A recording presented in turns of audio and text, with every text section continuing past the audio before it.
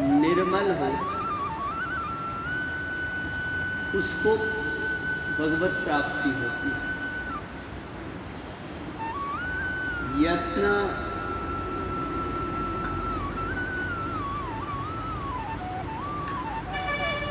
शुद्ध अंतःकरण वाले भी करते हैं और यत्न जिसका अंतःकरण शुद्ध नहीं है वो भी करते हैं। और चूंकि भगवान ने गीता में एक बात कही है,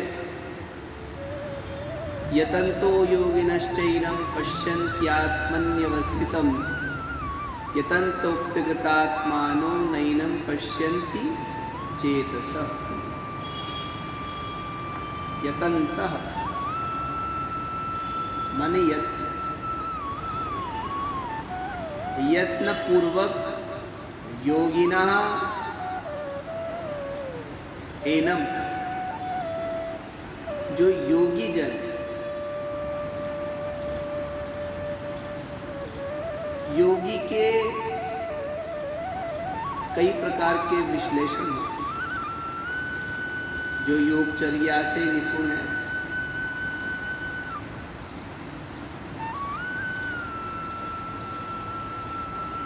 पर यहाँ जो योगी शब्द आ रहा है वो जिसका अंतःकरण शुद्ध है, समाहित जिसका चित्त है,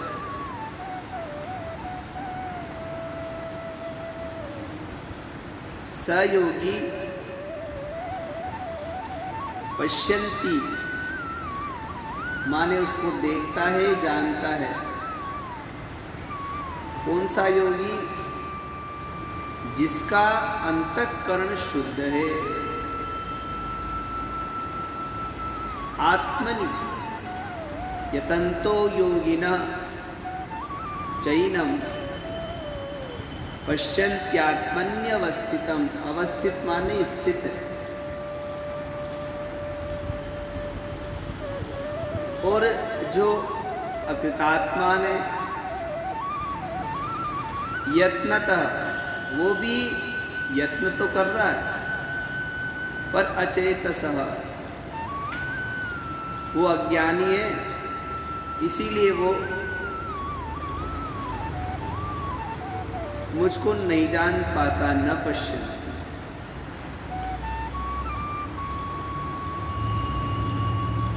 एक जान रहा है, एक नहीं जान रहा है। तो जो ज्ञानवान होते हैं वो तो भगवान को सब जगह देखते हैं। सिया राम मैं सब जग जानी, करऊं प्रणाम जोरी जुग पानी। अपने इष्ट को सबके रूप में देखते हैं। बेटा वो लाइट जला दो। यत्र तत्र सर्वत्र उसको देखते हैं, पर हम सब जगह नहीं देख पाते क्योंकि हमारा अंतःकरण शुद्ध नहीं है। हम में और महात्मा में क्या अंतर है? तो शास्त्रकारों ने कहा कि अयम निज परो वेति गणना लघु चेतसा। जिनका जो लघु गणना में लगे हुए हैं, जिनका चित्त छोटा है, तेरे मेरे में लगे हुए हैं, ऐसे लोग उपासना तो करते हैं, यत्न कर रहे हैं, परंतु अपने इष्ट को, परमेश्वर को सब रूप में नहीं देख पाते। जानते तो है पर मानते नहीं। वो जानते हैं कि सब जगह भगवान है, पर अंतर हृदय से नहीं मान पाते। और उदार चरितानांतु वसुधैव कुटुंबकम। और जो उदार चरित है, जिनका चित्त उदार है, वो सब में भगवान को देखे। महात्मा कौन है? जो सब में भगवान को देखे।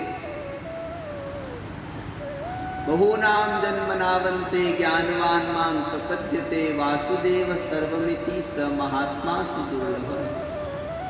भगवान ने कहा जो सब में भगवान को देखे, ऐसे महात्मा दुर्लभ। कई जन्मों के बाद में किसी ऐसे योग्य पुरुष का हमको दर्शन, सानिध्य, संग प्राप्त होता है।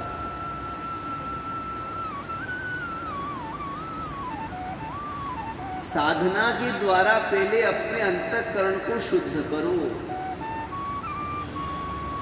भगवान ने कहा मुझको कोई भी पा सकता है, पर पाने वाले की पात्रता उन्होंने बताई। आप बाहर से शुद्ध हो कि नहीं ये ज्यादा महत्व नहीं है, आप भीतर से शुद्ध हो के। पहले तो बाह्य शुद्धि बहुत जरूरी है।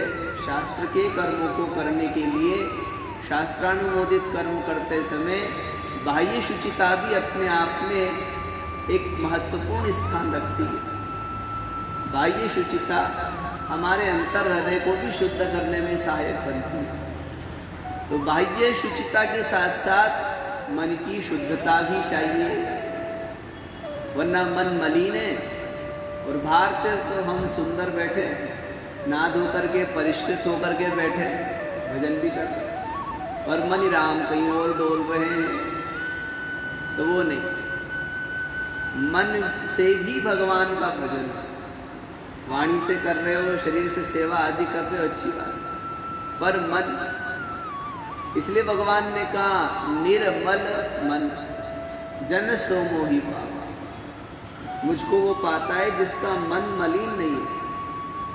अच्छा, ये जो हम शुभ कर्म कर रहे हैं, इससे पहले हमारा मन शुद्ध होगा, और जब मन शुद्ध होगा, अंतःकरण शुद्ध होगा, तब भगवान का दर्शन होगा। इसलिए भगवान ने कहा यतंतो योगिनश्चैनम पश्यन्त्यात्मन्यवस्थितम्। जो योगी जन है वो मुझको जानते हैं, क्योंकि उनका मन शुद्ध हो गया।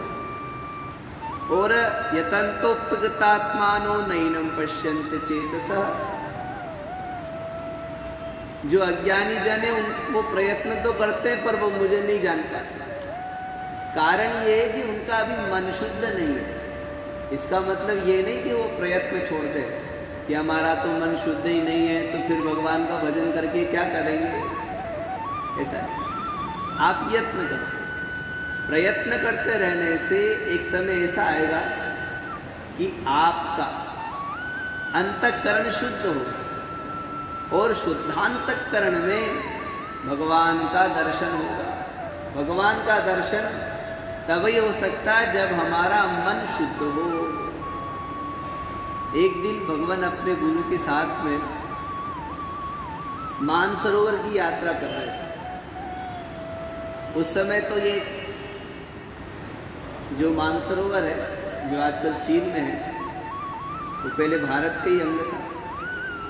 तो जाने के लिए कोई बाध्यता नहीं थी, जब चाहो जाओ आओ। भगवान के दरबार में तो ऐसे ही होना चाहिए, कोई बाध्यता नहीं, जब चाहो जाओ आओ। पर कालांतर में अब धीरे धीरे बाध्यताएं भी आ गई, दूर हो गए। हिंगलाज भगवती पहले भारत में थी, अब वो पाकिस्तान में हो गई। भगवान नृसिंह जहाँ प्रकट हुए थे, वो भी स्थान पहले भारत में था, अब मुगल राज्यों में चला गया। वहाँ की एक मूर्ति भगवान नृसिंह की, शायद हरिद्वार में नृसिंह भगवान की मूर्ति है, प्रहलाद जी के हाथ की, बहुत प्राचीन मूर्ति। वो अपने गुरु के साथ में मानसरोवर यात्रा कर रहे थे। तो यात्रा करते समय उन्होंने गुरुजी से पूछा कि गुरुदेव, भगवान का दर्शन कब होता? उन्होंने पूछा अपने गुरुदेव से कि गुरुवर, भगवान का दर्शन कब होता है?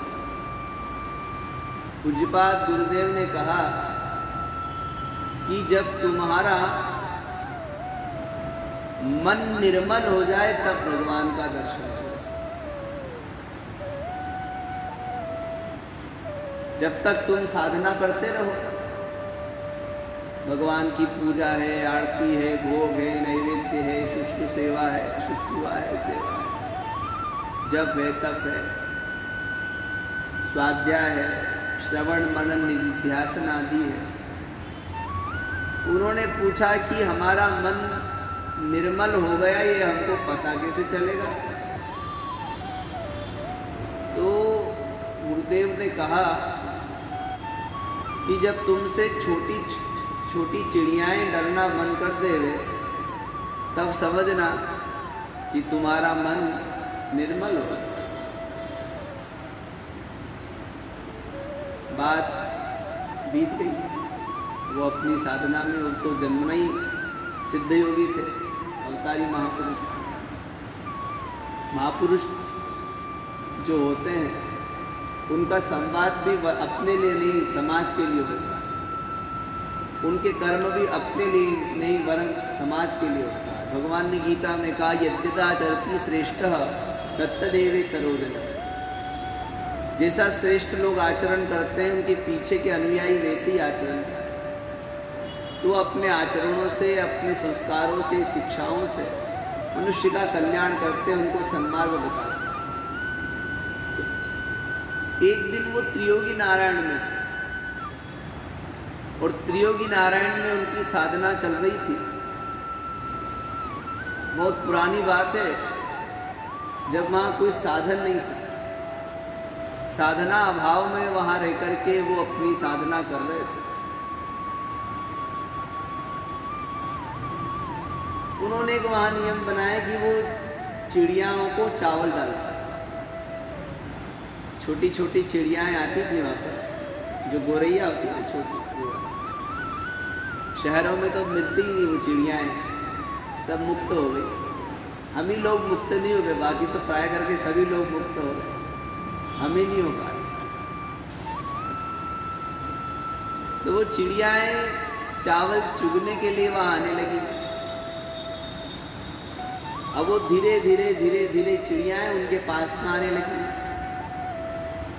एक दिन तो उन्होंने चावल नहीं डाला तो चिड़ियाएं उनके ऊपर बैठ गई और ची ची करने लगी, आवाज निकालने लगी। जब तक उन्होंने चावल नहीं डाला तब तक वो उनको छोड़ के गई नहीं। अच्छा, इतना प्रेम उनका हो गया चिड़ियों से और चिड़ियाओं का उनसे कि उनके हाथ से वो चांद, उसके लिए कोई सिखाए नहीं, स्वतः ही। जो एक शेर को तुम सिखाते हो और सीखने के बाद भी बेचारा हंटर के मारे, डर के मारे, वो सर्कस में तुम्हारे पास भी बैठ रहा है, वो नहीं, वो जो स्वतः ही घूम रही है। और ऐसी चिड़ियाएं स्वतः ही जब तुम्हारे पास में आने लगे तब समझना कि हमारा मन अब धीरे धीरे निर्मल हो गया। चिड़ियाएं इतनी ऊपर आ गई तो उनको ध्यान आया कि गुरुजी ने कहा था जब मन निर्मल हो जाता है तो चिड़ियाएं डरना बंद कर।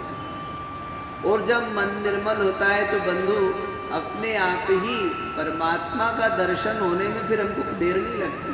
मन जब निर्मल हो गया तो निर्मल मन किसको पाने की इच्छा रखेगा? केवल परमात्मा। भूखा व्यक्ति क्या चाहता है?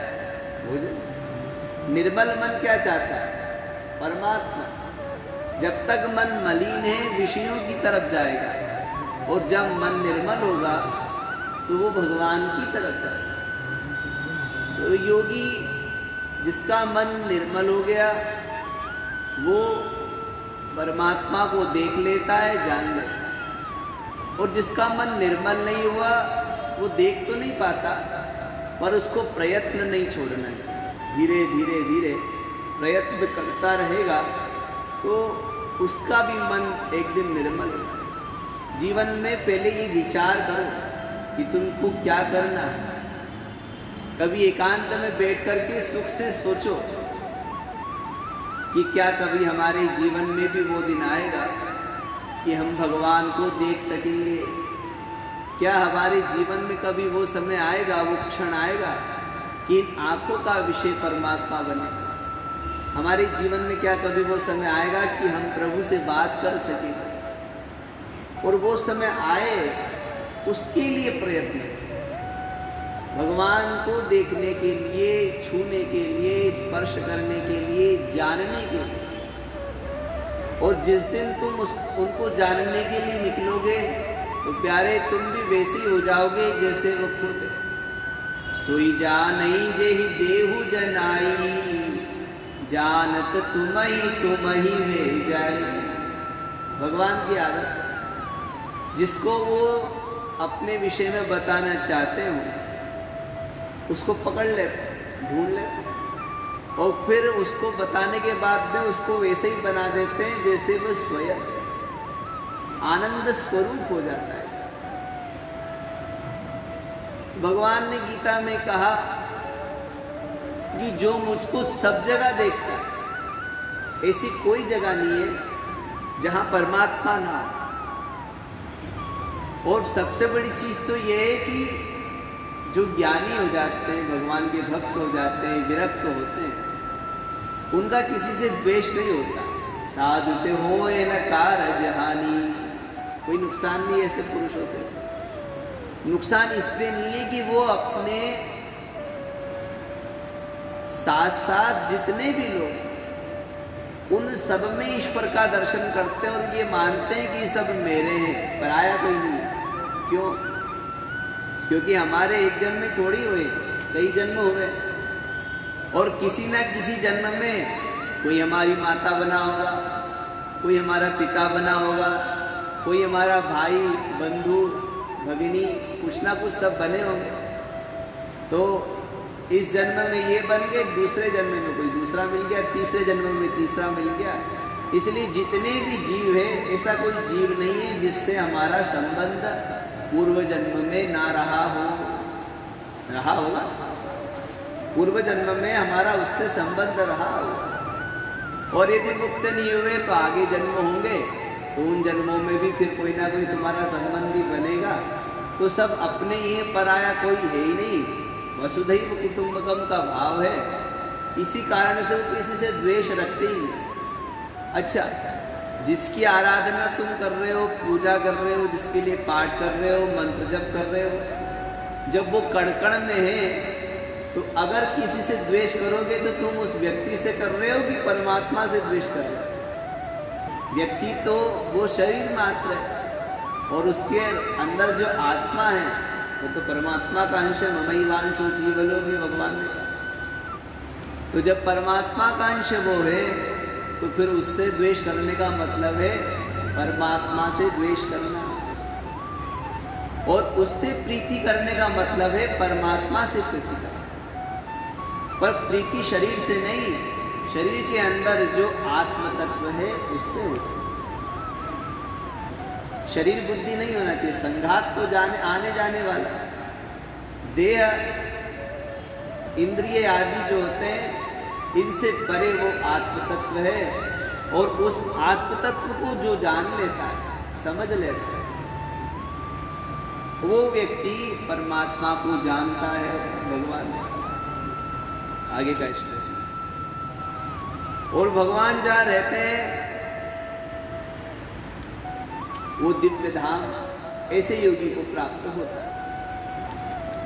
प्रत्येक कण-कण में परमात्मा का वास है। इसलिए भगवान ने कहा, सर्वस्य चाहम हृदि सन्निविष्टो मत्तस्मृतिर्ज्ञानमपोहनञ्च वेदैश्च सर्वैरहमेव वेद्यो वेदान्तकृद्वेद विदेव चाहम।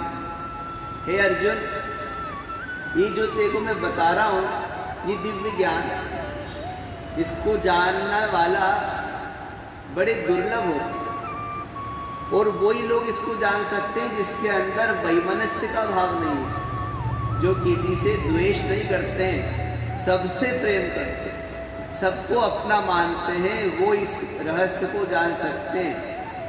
बाकी इसको जानना कठिन। भगवान ने अर्जुन को कहा, अर्जुन किसी से द्वेष नहीं रख सकते। अर्जुन जो थे, युद्ध करना अलग बात, पर अर्जुन किसी के प्रति द्वेष नहीं रखते। इसलिए अर्जुन को भगवान ने संबोधित करते हुए गीता में कहा है, अनसूयवे।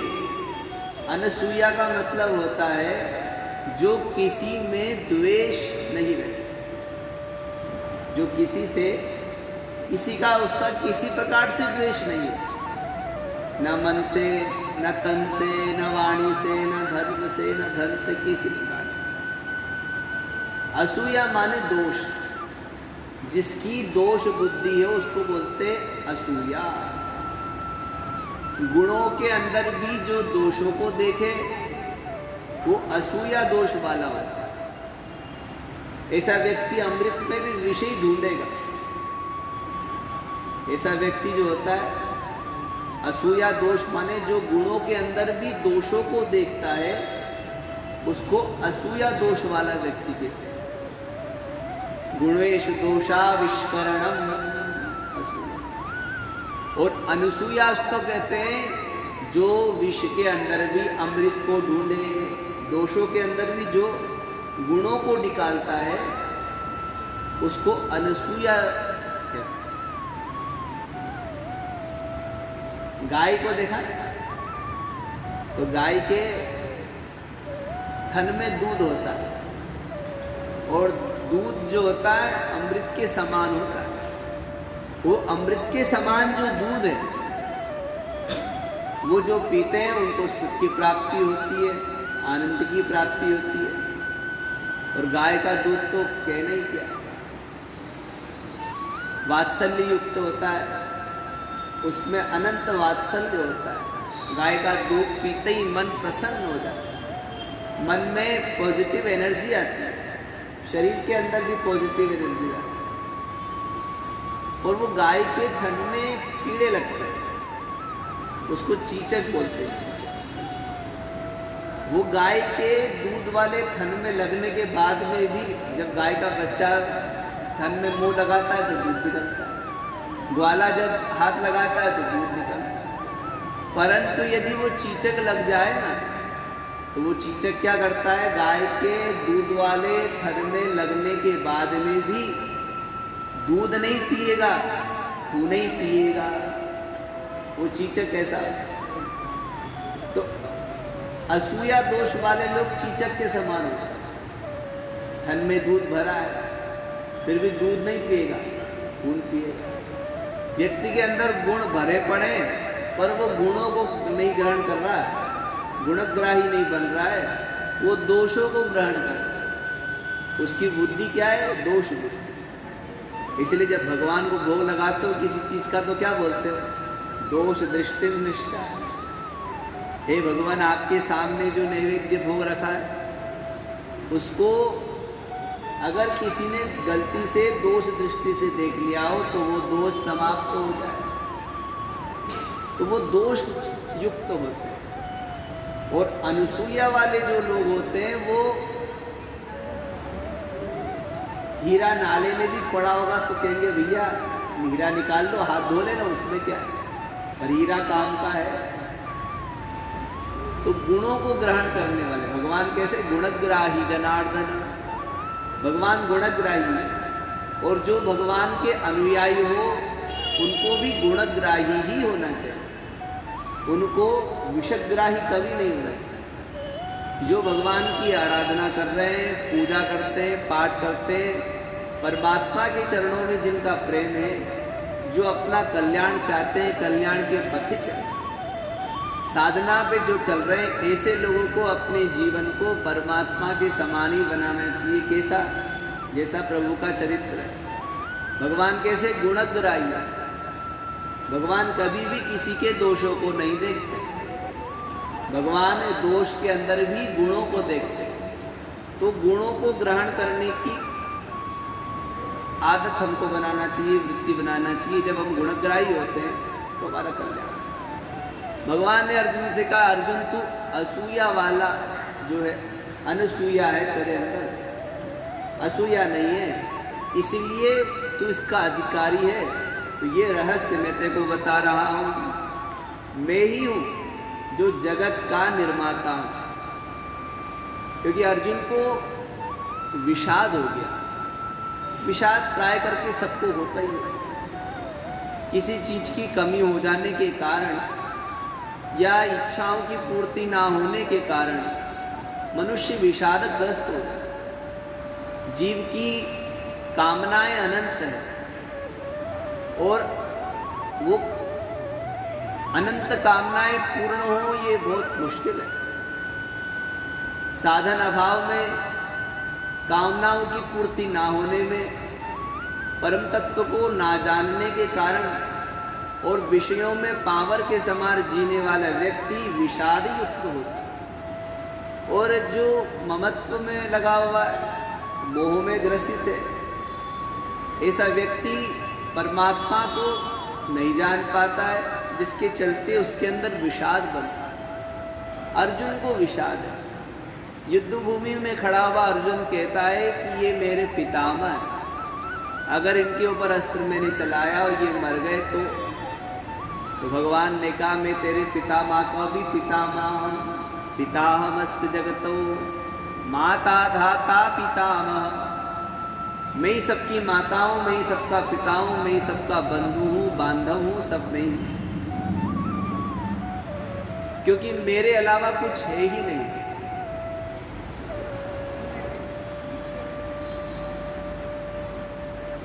सोने से बनने वाले जितने भी आभूषण हैं उनके कण कण में सुवर्ण ही है, सोना उसमें कण कण में भरा हुआ है। अब आप सोचो कि ये अंगूठी है, इसमें सोना नहीं होगा। भगवान राम ने मां सिया जब गर्भवती थी तो गर्भस्थ शिशु के संस्कार के लिए उन्होंने एक वीथिका बनाई और उसमें उन्होंने अपने पूर्वजों का चित्र स्वर्णित पत्रों पर चरितार्थ करवाया, चित्रित करवाया, उनकी जीवनी लिखी, चित्र भी लिखे। अच्छा, उसमें ना प्रसंग ये भी आता है कि भगवान राम ने लंका का भी चित्रण करवाया, किस तरह से भगवान ने रावण को मारा और रावण की नगरी कैसी थी वो भी। अब रावण भी दिख रहा है, वो भी सोने का, और रावण की नगरी सोने के पत्रे पे बनी, वही भी काय की, सोने की। भगवान राम उसको बाण से मार रहे हैं तो धनुष बाण भी गाएगा, सोने का। भगवान राम भी गाय के दिख रहे हैं, सोने के। भगवान के पीछे इतनी सेनाएं बंदर भालू की, वो भी सब काय की दिख रही है, सोने। यूं देखा जाए तो रावण अलग है और राम अलग। रावण जो है दुराचारी है, राम सदाचारी है। राम रावण को मार रहे हैं पर सोने के अंदर कोई दोष नहीं है। रावण भी उसी पत्रे पे है, राम भी उसी पत्रे पे है। भगवान ने कहा जब इस दृष्टि से देखोगे तो सबके अंदर मैं ही हूं, मेरे अलावा कोई नहीं। सोने के पत्रे में जितनी भी चित्रकारी दिख रही है वो सोने की गलती समाप्त हो जाएगी, बचेगा तो केवल एक ही, वो है सोना। संसार में जो कुछ भी नाम रूपात्मक दिख रहा है वो सब वैसे ही है जैसे सोने के पत्रे में चित्रकारी। संसार का लय होते ही सब जा करके, जैसा सोना गलते ही सोना हो जाता है, शुद्ध हो जाता है। संसार का लय होते ही सब परमात्मा में लीन हो जाता है। और जब वापस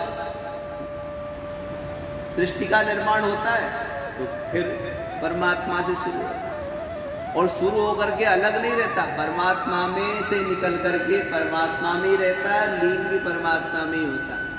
सोने का पत्रा आपने सोने से अलग नहीं किया, सोने के पत्रे को सोने के बिस्किट से अलग किया क्या? अरे बिस्किट को ही तो आपने लंबा कर दिया और उस पर चित्रकारी कर दी। सोने के अंदर जो चित्रकारी है वो चित्रकारी होने से पहले भी सोना सोना ही था, और चित्रकारी होने के बाद में भी सोना सोना ही है। और चित्रकारी को हटा दो, सोने को गला दो, तब भी सोना सोना ही है। सोने में कोई परिवर्तन नहीं। परिवर्तन तो नाम और रूप में है, आकृतियां जो दिख रही थी उनमें।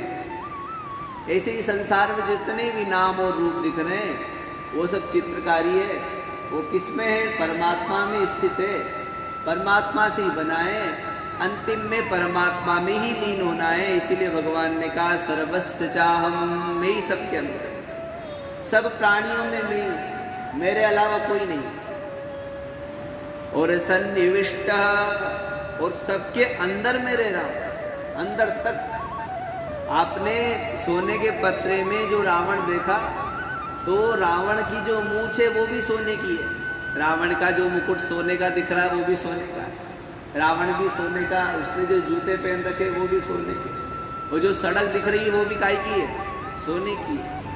वो सोने से पृथक कुछ नहीं है। हमको अलग दिख रहा है, जूता अलग दिख रहा है, माला अलग दिख रही है, कान कुंडल अलग दिख रहे हैं, पर वो सब में एक ही चीज है, वो है सोना। उसी प्रकार भगवान ने कहा सर्वस्य चाहम हृदि सन्निविष्ट मत्तस्मृतिर्ज्ञानमपोहनञ्च, और मैं ही सब में स्मृति हूँ, ज्ञान हूँ, और स्मृतिर्ज्ञानम अपोहनम च। अपोहनम, अपोहनम का मतलब होता है संशय, बुद्धि, विपर्य आदि दोष जिससे हट जाए उसको अपोहन कहते। तो वो भी मैं ही हूँ। वेदैश्च सर्वैरहमेव वेद्यो वेदांत कृत वेद विदेव चाहम, और मैं ही जानने योग्य हूँ, और जिसके द्वारा जाना जा रहा हूँ वो भी मैं ही। वेद भी परमात्मा है, और वेद जिसको बता रहे हैं वो भी परमात्मा है। तो भगवान ने कहा ऐसी कोई जगह नहीं है जहाँ मेरी सत्ता ना। सोने के पत्रे में सोने से भिन्न क्या है? कुछ नहीं। कहीं तक जितना भी सोने का जितना बड़ा पतरा होगा और उस पर जितनी चीज दिख रही है वो मूल रूप से सोना ही है। ऐसे संसार में जितना भी कुछ दिख रहा है परमात्मा ही है, उससे भिन्न कुछ नहीं है। तो ऐसा जानते हुए साधकों को अपनी साधना मार्ग में किसी के प्रति भी द्वेष नहीं रखना चाहिए। अगर आप किसी अपने से अन्यतर से द्वेष रखते हो और उसके अंदर परमात्मा ही तो द्वेष रखने का मतलब है हम उस परमात्मा से द्वेष कर रहे हैं जिसकी हम साधना कर रहे हैं। इसलिए किसी के प्रति द्वेष नहीं हो, सबके प्रति हमारे अंदर प्रेम का भाव होना चाहिए। श्री राम जय जय राम।